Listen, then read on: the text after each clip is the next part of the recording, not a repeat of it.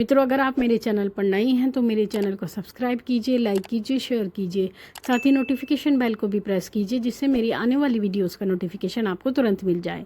मित्रों, आज का जो विषय है वो विषय ये है कि क्या हमें झूठा भोजन करना चाहिए या नहीं, और ये हमारे लिए कितना बुरा है, क्या इसके दुष्परिणाम होते हैं। देखिए, आप सभी जानते हैं आज के समय में लोग एडवांस हो चुके हैं।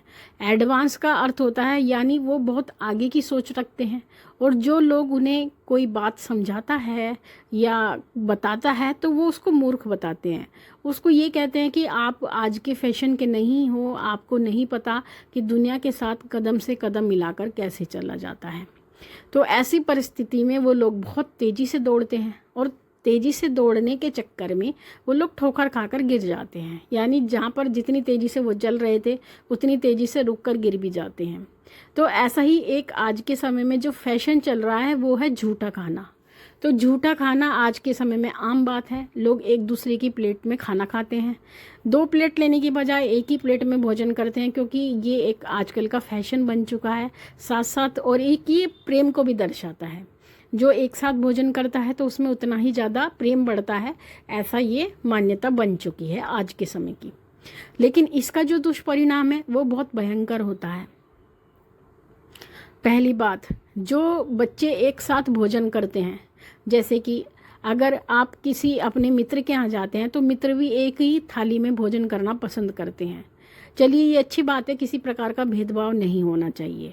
लेकिन हम ये कहते हैं कि घर के परिवार के सदस्य को भी एक प्लेट में और एक थाली में भोजन नहीं करना चाहिए।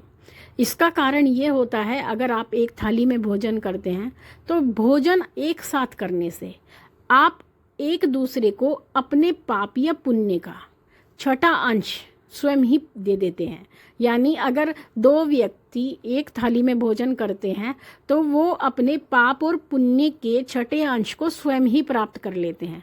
यानी अगर आप एक पुण्य आत्मा हैं, आप एक भगत हैं, आप पूजा पाठ करते हैं, सेवा आराधना करते हैं, और सामने वाला व्यक्ति दुर्व्यसनी है, वो गलत कामों में लिप्त रहता है, गलत काम करता है, पूजा पाठ बिल्कुल नहीं करता, ना ही कोई तप करता है, किसी भी प्रकार का कोई भी परहेज वो नहीं रखता है, मीट और मांस खाता है, आप एक शुद्ध सात्विक व्यक्ति हो, आप हमेशा सत्कर्म में लिप्त रहते हो, वो दुष्कर्म में लिप्त रहता है, और आप दोनों एक ही थाली में भोजन करते हो, तो आप जब भोजन करते हैं तो आपका जो सत्कर्म है उसका छठा अंश और जो उसका दुष्कर्म है उसका छठा अंश आप स्वयं ही एक दूसरे को प्रदान कर देते हो। यानी आप उसके पापों को ले लेते हो, वो आपके पुण्य को ले लेता है।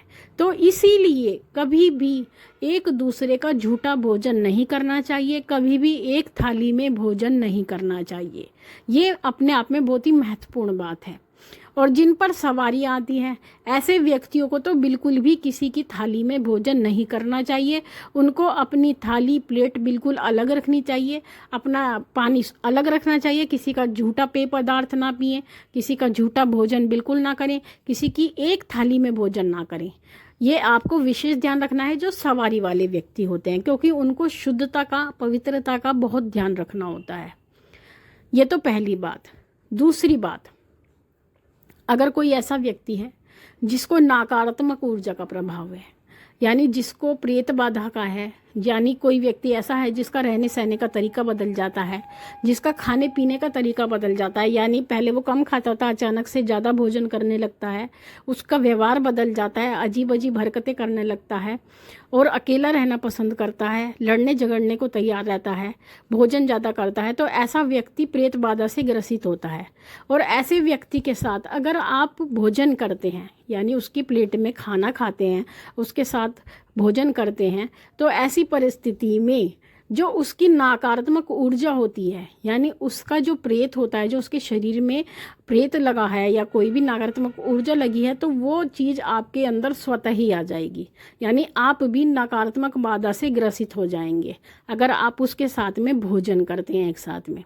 तो ऐसे व्यक्ति जिनके ऊपर तंत्र हो गया है, प्रेत बाधा लगी है, या जिसे कहते हैं स्वयं तंत्र हो जाता है। स्वयं तंत्र का अर्थ ये होता है कि कोई व्यक्ति सामान्य रूप से अगर सड़क पे जा रहा है और वहाँ पर कोई उतारा पड़ा है, या मासिक धर्म का कोई कपड़ा पड़ा है, या नींबू मिर्ची पड़ी है, या कोई भी तंत्र से संबंधित किसी ने कोई वस्तु फेंक रखी है, या कोई हांडी पड़ी है, श्रृंगार का सामान पड़ा है, या कोई उपला पड़ा है जो तंत्र के द्वारा फेंका गया है, अगर उसका उस पर पैर आ जाता है तो वो चीज़ स्वतः तंत्र कहलाती है। यानी उनको अपने आप ही तंत्र हो जाता है, उनके ऊपर कोई तंत्र नहीं करते।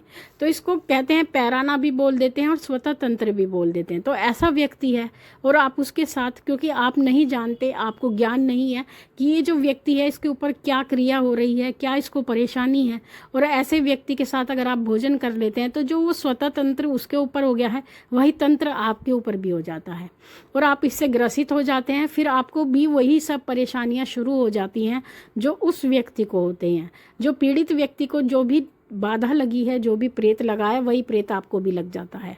तो ऐसी परिस्थिति में आप परेशान हो जाते हो, आप एक अच्छे खासे व्यक्ति से एक पीड़ित व्यक्ति हो जाते हो।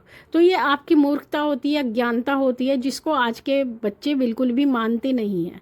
तो आगे से अगर आप ऐसी गलती करने जा रहे हैं, और कोशिश ये करें कि अगर घर में भी पति पत्नी में से एक को प्रेत बाधा है, या घर में भाई बहनों में भी एक को प्रेत बाधा है, तो उनको भी उसके साथ में भोजन बिल्कुल भी नहीं करना चाहिए। और दूसरी बात, कभी भी पति को तो पत्नी का झूठा भोजन खाना ही नहीं चाहिए, क्योंकि पति का जो स्थान होता है वो भोलेनाथ के तुल्य रखा गया है स्त्री के लिए। यानी पति का जो स्थान है वो पत्नी के लिए भोलेनाथ का स्थान के बराबर होता है, यानी पति परमेश्वर के स्थान पर रखे गए हैं। तो ऐसी परिस्थिति में पत्नी को कभी भी अपने पति को अपना झूठा भोजन नहीं खिलाना चाहिए। अगर वो ऐसा करती है तो इससे वो पति की आयु का हरण करती है। तो इन छोटी छोटी बातों का आप ध्यान रखें। ये बातें शास्त्रोक्त में विधान है, शास्त्रों में लिखी गई हैं, लेकिन आज के समय में लोगों को ज्ञान नहीं है, तो वो स्वतः ही खुद गलतियां करते हैं और फिर उसका परिणाम भी भुगतते हैं। तो मित्रों, ये थी जानकारी आप सभी के लिए। माँ भगवती से यही प्रार्थना करते हैं कि वो आपके भंडारे भरती रहे, आपकी सभी मनोकामनाओं को पूर्ण करती रहे। आपसे फिर मिलते हैं अपनी अगली वीडियो में। तब तक के लिए जय महाकाली, जय महाकाल।